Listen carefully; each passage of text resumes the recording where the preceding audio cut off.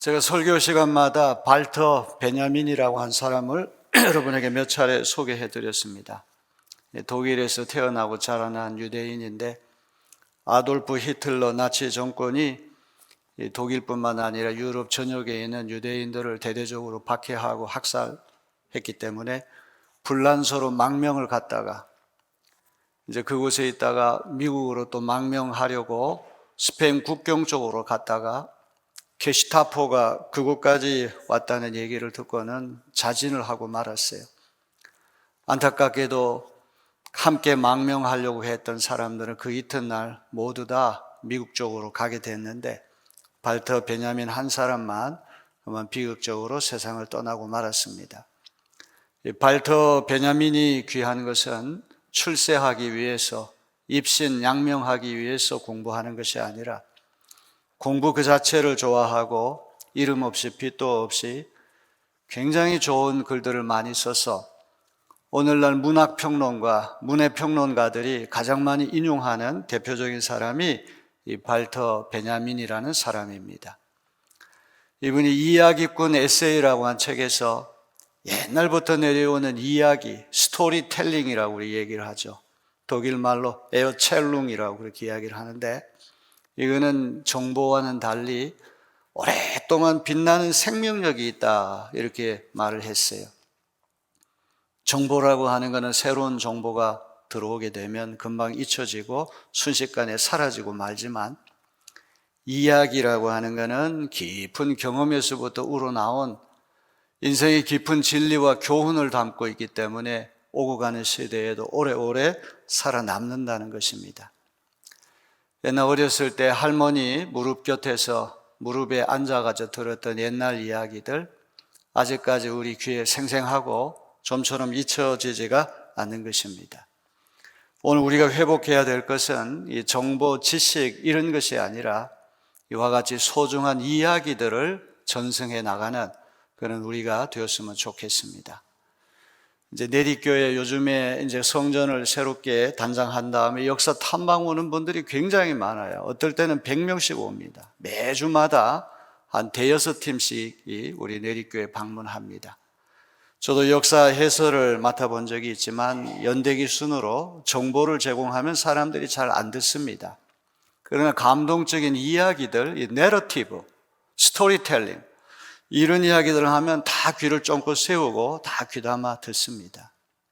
이제 우리가 복원하고 우리가 전승해야 할 그런 이야기들, 선조 때부터 내려왔던 아름다운 신앙의 일화들을 우리 마음에 잘 간직하고 우리 후손들에게 계속 전해주는 우리 내리교인들이 되었으면 좋겠습니다. 이 발터 베냐민이 이야기꾼으로 높이치는 두 사람이 있는데 첫 번째 사람이 독일 사람 요한 페터 헤벨이라는 사람이고 또 한 사람은 니콜라이 레스코프라고 한 사람이에요. 도스토옙스키나 톨스토이는 알아도 레스코프라고 하는 이름은 처음 들어봤을 것입니다. 옛날부터 내려오는 민담 이런 이야기들을 잘 모아가지고 아주 천부적인 이야기꾼이 바로 니콜라이 레스코프라고 한 사람입니다.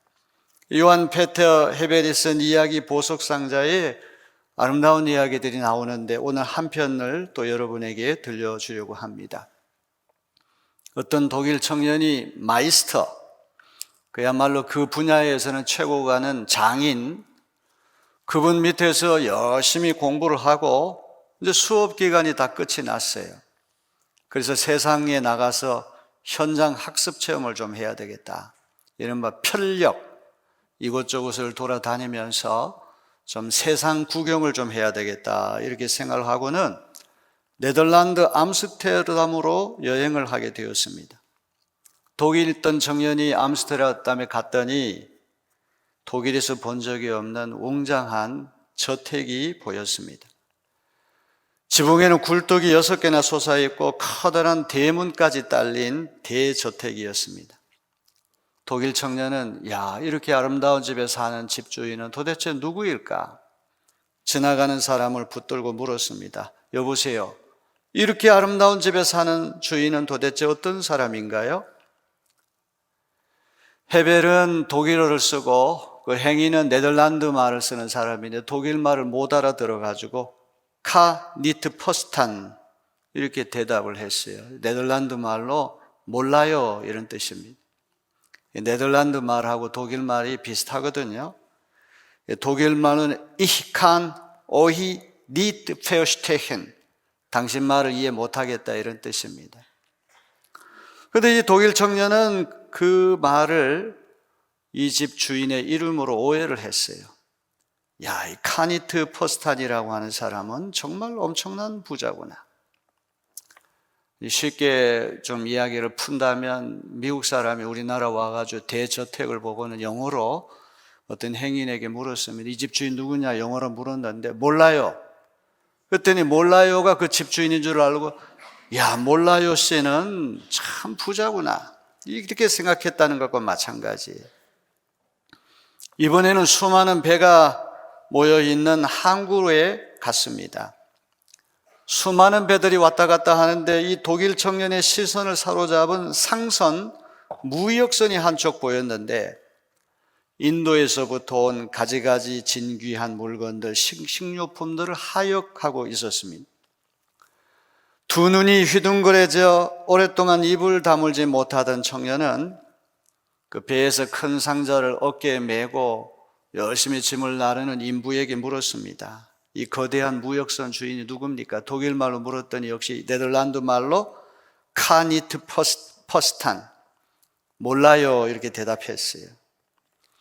청년은 배 주인이 카니트 퍼스탄이라는 사람으로 오해를 해가지고 야, 저렇게 큰 배를 갖고 세계 곳곳을 다니며 무역을 하니까 그렇게 크고 아름다운 대저택에 살만하지. 이제 이런 생각을 하면서 자기 자신을 돌아보니까 너무 가난해요. 처량한 것입니다. 야, 세상에 저렇게 대단한 고부들이 있는데 나는 얼마나 불쌍한 놈인가. 나도 카니트 퍼스탄 씨가 가진 재산을 한 번만이라도 좀 가져보았으면 얼마나 좋을까. 자학도 하고 시샘도 하면서 막 모퉁이길을 돌고 있을 때 화려한 장례 행렬이 장사진을 이루고 있었습니다. 검은 천으로 몸통을 가린 4마리의 말이 검은 장례마차를 운구하고 있었습니다. 유족들과 친구들은 검은 상복을 입고 무거운 슬픔에 잠겨 운구 수레 뒤를 따르고 있었습니다. 독일 청년도 슬픔이 밀려와 모자를 벗어 손에 들고 장례 행렬이 다 지나갈 때까지 애도의 뜻을 표현했습니다. 장례 행렬 맨 끄트머리에 뒤따라가는 사람 붙들고 물었어요. 이렇게 슬픔에 잠겨 걸으시는 것을 보니 고인에 가까운 친구가 아닙니까? 이 돌아가신 분의 이름이 뭡니까? 도대체 어떤 분이기 때문에 이렇게 많은 사람들이 그 뒤를 따라갑니까? 역시 독일 말을 몰라가지고 카니트 퍼스탄, 나 몰라요 이렇게 대답했다는 말이에요. 카니트 퍼스탄이란 대답을 들은 독일 청년의 눈에서 닭똥 같은 눈물이 뚝뚝 떨어졌습니다. 불쌍한 카니트 퍼스탄. 이제 당신은 그 많은 재산 중에서 무엇을 갖고 계십니까? 그 웅장한 저택도 그 거대한 상선도 가지고 갈 수 없지 않습니까? 몸에 걸친 수의 한 벌과 가슴 위에 놓인 외로운 백합꽃 한 송이가 전부가 아닙니까? 청년은 인생 무상을 곱씹으면서 묘지까지 뒤따라갔다는 것이죠. 그래서 그 다음부터 이 청년은 세상에 이렇게 부자인 사람들이 그렇게 많은데 왜 나만 이 모양 이 꼴로 가난할까 한탄할 때마다 카니트 퍼스탄의 웅장한 자택과 거대한 무역선과 그가 죽어서 묻힌 한평 난짓한 무덤을 생각했다는 것이죠. 독일 말을 못 알아듣는 네덜란드 사람들이 퉁명스럽게 모르겠다, 몰라요 이렇게 대답한 것을 한 사람의 이름으로 오해했지만 그 의사 불통을 통해서 인생의 깊은 진리를 깨우쳤다는 이야기가 아니겠습니까? 우리 사람이 때때로 전광석화와 같이 찾아오는 깨달음이 우리 인생의 행로를 바꿀 수가 있습니다. 이제 몇 주 동안 제가 누누이 강조하지만 우리 시대만큼 편리하고 신속한 그런 시대가 어디 있겠습니까? 옛날 미국에 편지 한번 보내면 배편으로 가가지고 몇 달씩 걸리고 했는데 지금은 몇 초 만에 이메일과 문자를 통해서 서로 소통할 수 있는 시대가 됐습니다. 얼마나 편리하고 얼마나 신속합니까? 그런데도 옛날만큼 행복하지가 않습니다. 정신문화의 위기에 빠져 있는 시대가 됐습니다. 저렇게 전쟁이 마구잡이로 일어나고 있습니다. 전쟁이 점점 진화가 돼가지고 드론 전쟁, 로봇 전쟁, 사람 나가지 않고 AI로 다 조정해가지고 저 먼 나라에서 정밀 타격을 할 수 있는 이런 위험천만한 시대가 되지 않았습니까? 여기 거저된 것이 아니라 이 세상은 악한 영들과 거대한 전쟁을 하고 있는 전쟁터라고 하는 우리 의식이 우리에게 있어야 할 것입니다. 이런 시대에 어떻게 하면 정신줄을 놓지 않고 한 번밖에 없는 인생을 가치 있고 의미 있게 살 수 있을까요? 저는 지난 주일에 예수 안에 머물러야 한다, 예수 안에 거해야 한다, 이것을 강조했습니다. 이제 두 번째 대답은 예수 안에 머물렀으면 예수님의 성품과 사역을 닮아 나가야 합니다. 예수님 마태복음 11장 28절로 30절에서 이렇게 말씀하십니다. 수고하고 무거운 짐진 자들아 다 내게로 오라. 내가 너희를 쉬게 하리라. 나는 마음이 온유하고 겸손하니 나의 멍에를 메고 내게 배우라. 그리하면 너희 마음이 쉼을 얻으리니 이는 내 멍에는 쉽고 내 짐은 가벼움이라 하시니라. 예수님의 멍에를 메고 예수님께 배우라. 이게 중요한 구절이죠. 예수님 말씀하시는 멍에는 소가 이렇게 메고 다니는 그런 멍에를 말하는 것이 아니라 예수님이 가르쳐 주신 이 인생과 세상에 대한 모든 교훈을 멍에라고 말을 하는 거죠.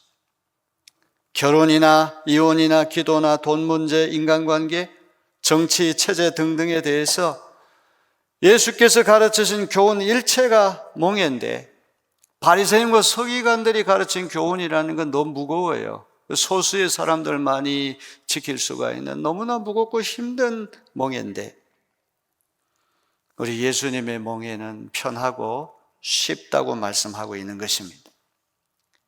유진 피터슨이 번역한 메시지 성경은 이런 정신을 잘 살려서 의역을 하고 있습니다. 너희는 피곤하고 지쳤느냐? 종교 생활에 탈진했느냐? 나에게 오너라. 나와 함께 길을 나서면 너희 삶은 회복될 것이다. 내가 너희에게 제대로 쉬는 법을 가르쳐 주겠다.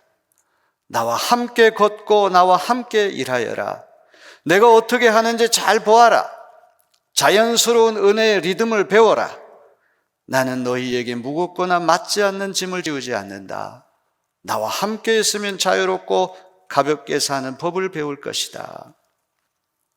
예수님 말씀하신 정신을 잘 살려가지고 현대인들이 쉽게 이해할 수 있도록 번역을 잘 해놓았어요. 예수님 안에 머물렀으면 우리는 예수님과 함께 걸어가고 예수님과 함께 일하면서 자연스러운 은혜의 리듬을 배워나가는 우리가 되어야 할 것입니다. 예수님의 초청을 기꺼이 받아들여 예수님과 함께 거하면서 예수님의 도제로 살아가기 위해서 우리는 예수님의 쉽고 가벼운 멍에를 메고 예수님을 힘써 배우고 알아가고 닮아 나가는 우리 모두가 되어야 할 줄로 믿습니다. 세상에서 가장 아름다운 일은 하나님의 부재가 아닌 하나님의 임재, 하나님 멀리 계시고 하나님 도통 나와는 상관없는 분이라는 그런 생각이 아니라 하나님이 늘 나와 함께 계신다. 하나님의 임재를 시시각각 체험하는 것보다 더 복되고 아름다운 일이 세상에 어디 있겠습니까? 하나님께서 시시때때로 우리 삶에 임재하시고 우리를 통치해 주시는 풍성한 삶을 살기 위해서 우리는 예수님을 인생의 모델로 삼아 예수님의 습관과 행동을 모방하는 우리가 되어야 할 줄로 믿습니다. 우리는 너무나 분주하고 복잡해서 도무지 여유가 없는데 예수님 삶은 어떠했는가를 잠깐 생각해 볼까요? 세상에 예수님보다 더 바쁜 분이 어디 있겠습니까? 수많은 병자들이 모여들고 가난한 사람, 불쌍한 사람들, 위로받기 원하는 사람들이 달마다 인산인해를 이루는 그런 삶 속에서 살아가신 분 아닙니까? 그야말로 하루를 몇 분 단위, 몇 초 단위로 움직여야 할 만큼 바쁜 스케줄이 계속 되었을 것입니다. 그런데 우리 예수님은 그 바쁜 일정을 소화하면서 서두르는 법이 없었습니다. 사랑하는 사람 나사로가 중병에 걸려 죽어간다는 소식을 듣고 빨리 돌아가서 나사로를 살려야 되는데 일부러 이틀간이나 더 지체를 하고 계십니다. 눈에 넣어도 아플 것 같지 않는 회당장 야유로의 12살 먹은 외동딸이 죽어간다는 소식을 들었으면 1분 1초를 아껴서 빨리 가서 고쳐야 되는데 중간에 12의 혈루증 앓는 여인을 고쳐주고 계십니다. 한 소녀의 목숨이 경각에 달려있기에 1분 1초가 다급한 상황이었지만 예수님은 또 다른 여인의 만성 질환을 고쳐주시고 그녀의 잃어버린 인격을 회복하는 일에 정성을 다하고 계십니다. 언제나 서두르지 않고 지금 이 시간 Here and now, 지금 여기에서 최선을 다하시는, 지친 영혼을 치유하고 구원하는 일에 최선을 다하는 분이 우리가 믿는 예수님이신 줄로 믿습니다. 오늘 우리와 같이 분주하고 복잡한 삶의 양식과는 전혀 다른 느긋하고 단순한 그런 삶의 양식으로 사셨던 분이 예수님이시죠. 예수님은 3년 동안 공생애를 하셨는데 첫 번째 설교를 하기까지 장장 30년을 기다리셨어요. 30년을 기다려서 첫 번째 설교를 하는 얼마나 중요한 것입니까? 그런데 40일간 광야에 나가가지고 준비 기도를 하신 다음에 본격적인 사역을 하시는 모습을 우리에게 보여주고 있습니다. 거센 풍랑이 몰아치는 호수 위에서 제자는 죽겠다고 고함을 쳤는데 예수님은 배머리에서 태연하게 주무시고 계십니다. 사람들이 예수님을 영웅시할 때마다 예수님은 산속이나 한적한 곳으로 몸을 숨기셨어요. 새벽 미명 시간에 홀로 침묵 기도를 하시다가 찬란한 아침 해를 맞기가 일쑤였던 것이죠. 특별히 누가복음을 읽어보게 되면 예수님이 조용한 곳, 한적한 곳에 가서 침묵 기도하셨다고 하는 말씀이 무려 9번이나 나옵니다.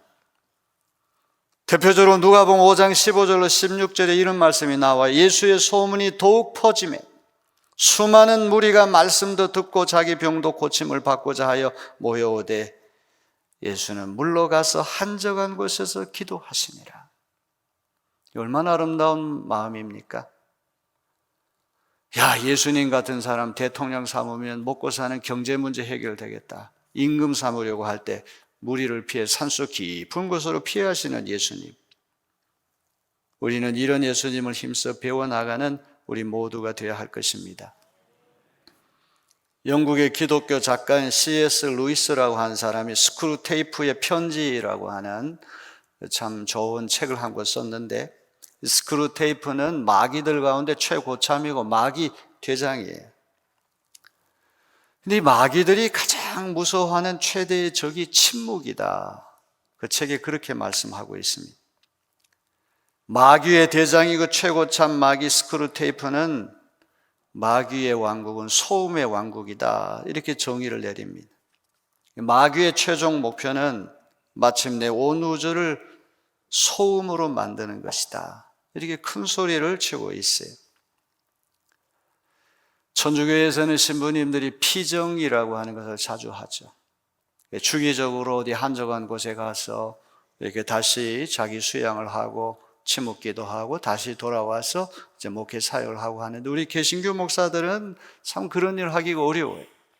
교회 일이 그냥 일주일 내내 이렇게 묶여 있기 때문에 자기가 큰 결단을 하지 않고는 그런 생각하기가 참 어렵습니다. 그러나 우리는 조용한 장소를 마련해서 하나님과 교제하는 침묵하는 시간을 주기적으로 가져야 할 것입니다. 예수님처럼 삶의 속도를 늦추는 법을 터득해야 합니다.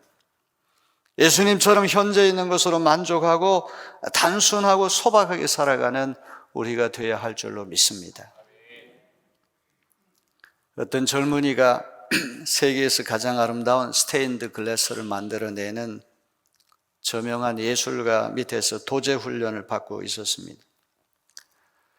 제자가 선생님처럼 정말 훌륭한 스테인드 글라스를 제작하고 싶지만 도저히 따라갈 수가 없는 것입니다.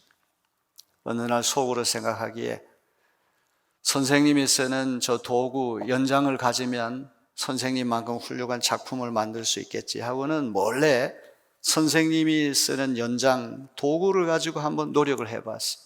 신통치가 않은 거예요. 달라지는 게 없는 거예요. 실망한 제자가 선생을 찾아가 고백했습니다. 선생님, 제가 선생님이 쓰고 계신 연장으로 훌륭한 작품을 만들어 보려고 했지만 하나도 달라지는 것이 없네요. 선생님이 미소를 지으며 이렇게 말을 하는 것입니다. 너에게 필요한 것은 내가 쓰는 도구가 아니라 선생이 갖고 있는 예술 혼이다. 목수가 연장 탓하고 예술가가 도구 탓을 할 수는 없는 것이죠. 예술 혼, 심혼, 마음의 마음의 혼, 이게 중요한 것 아니겠습니까? 오늘 우리가 예수님을 본받는다면 가장 중요한 것 예수의 혼, 예수의 예수의 정신, 예수의 심원, 그것을 우리는 본받아야 할 것입니다. 오늘 복록한 빌립보서 2장은 예수의 마음을 품으라고 권고하고 있습니다. 에레미야 17장 9절은 만물보다 거짓되고 심히 부패한 것이 인간의 마음이라고 말씀하고 있습니다. 마음이라고 하는 것은 제대로 관리를 하지 않으면 헝클어지고 잡초가 끼게 되고 벌레가 들어오게 되는 것입니다. 황폐해질 수가 있는 것입니다. 마음은 항상 무엇인가를 품게 되어 있습니다. 우리는 마음에 품은 생각대로 행동합니다.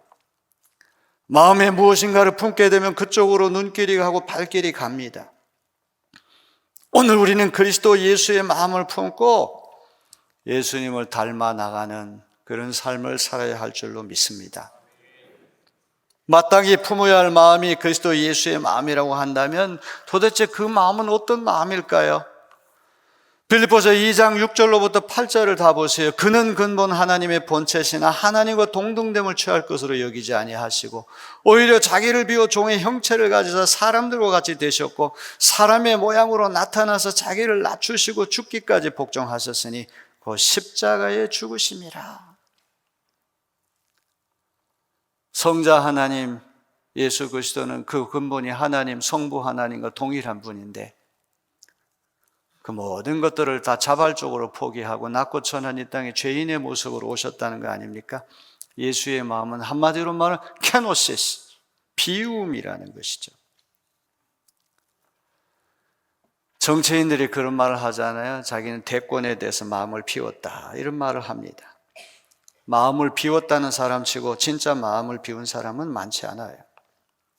마음을 비우는 것은 말로 되는 것이 아니라 피눈물 나는 자기 수양에서부터 오는 것입니다.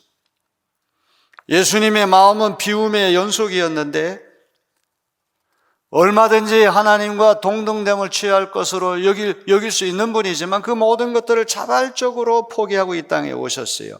마치 왕자가 아버지인 왕과 동일한 영광을 누려야 하는데도 스스로 왕족의 영광을 포기한 것과 마찬가지입니다. 사람들은 누구나 다 올라가서 영광 받기를 원하는데 예수님은 수치스러운 곳으로 낮은 곳으로 내려오셨어요. 우리는 이런 예수님 마음을 본받는 우리 모두가 되어야 할 줄로 믿습니다. 이제 사자성어에 이런 유머가 있어요. 군계 일학이 뭐냐? 군대에서는 일단 계급이 학벌보다 우선이다. 군계 일학. 군대에서는 계급이 일단 학벌보다 우선이다. 고진감래가 뭡니까? 고생을 진탕하면 감기 몸살이 온다. 보통 사람은 뭡니까? 보기만 해서는 통할 수 없는 사람. 유비무환. 비가 오는 날에는 환자가 없다. 절세 미녀는 뭡니까? 절에 새들어 사는 미친 여자. 그래도 우리 찬양대석이 제일 유머 감각이 있어요. 목사님이 오래간만에 이렇게 클린 조크를 하면 다 웃어주는 예의가 있어야 되는데 역시 제일 가까운 쪽에 있는 사람들 제일 잘하는 것 같아요. 그럼 중마고원은 뭐냐? 죽치고 마주 앉아 고스톱 치는 친구. 여러분, 그런데 아편 전쟁이 있어요. 아편 전쟁이 뭐예요? 아내와 남편이 전쟁하는 거예요. 남존 여비는 뭡니까? 남자의 존재 이유는 여자의 비위 맞추기에 있다. 여러분 다 부부싸움들 다 아시죠? 부부싸움은 칼로 물베기라고 그러는데 세상에 부부싸움 안 한 사람 누가 있습니까? 자꾸 나이 들면 지적질을 많이 해요. 왜 이걸 여기다 넣냐 이렇게 하냐. 대개는 그 이제 지적질 하는 것 때문에 감정이 격해져 가지고 이제 언쟁을 할 때가 많아요. 싸우는 이유는 한마디로 understanding, 이해를 하지 못하기 때문에. understanding이라는 말이 under, 아래, standing 선다. overstanding이 아니에요. 꼭대기 서는 것이 아니라 겸손히 비우고 낮아져서 한 단계 내려와서 낮출 때 우리는 서로 이해할 수가 있고 서로 우리는 섬길 수가 있는 것입니다. 예수님은 하나님과의 특권을 자발적으로 포기하시고 낮고 천한 이 땅에 종으로 오셔서 돌보고 섬기는 일에 전력하셨어요. 우리는 예수님의 이러한 비움을 본받는 우리 모두가 되어야 할 줄로 믿습니다.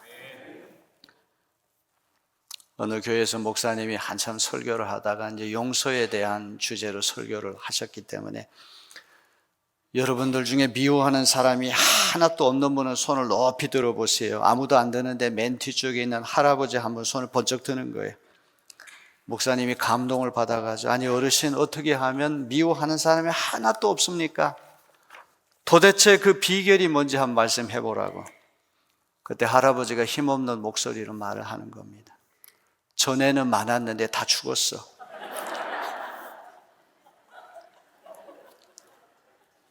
참 이상하게 우리 마음에도 시시각각으로 싫은 사람, 미운 사람이 자꾸 눈에 아른거릴 때가 있잖아요. 근데 멀리 있는 사람, 그런 사람이 아니죠. 다 가까운 사람. 가족이나 친척이나 친구나 교인이나 늘 옆에 있는 사람. 왜 그런 미움이 생길까요? 비우지 못하기 때문에 그렇습니다. 내려놓지 못하기 때문에 그런 것이죠. 버리지 못하기 때문에 그런 것입니다. 겸손하지 못하기 때문에 그렇게 되는 것입니다.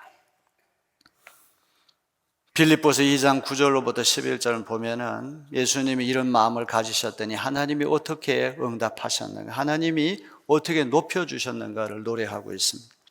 비우셨더니 채워주셨어요. 저 낮은 땅끝까지 내려오셨더니 가장 높은 하늘 꼭대기까지 올라가게 해주셨어요. 모든 사람 섬기는 종이 되셨더니 하나님께서 모든 사람이 예수 이름 앞에 무릎을 꿇는 만유의 주 만왕의 왕이 되게 하셨다고 노래하고 있습니다.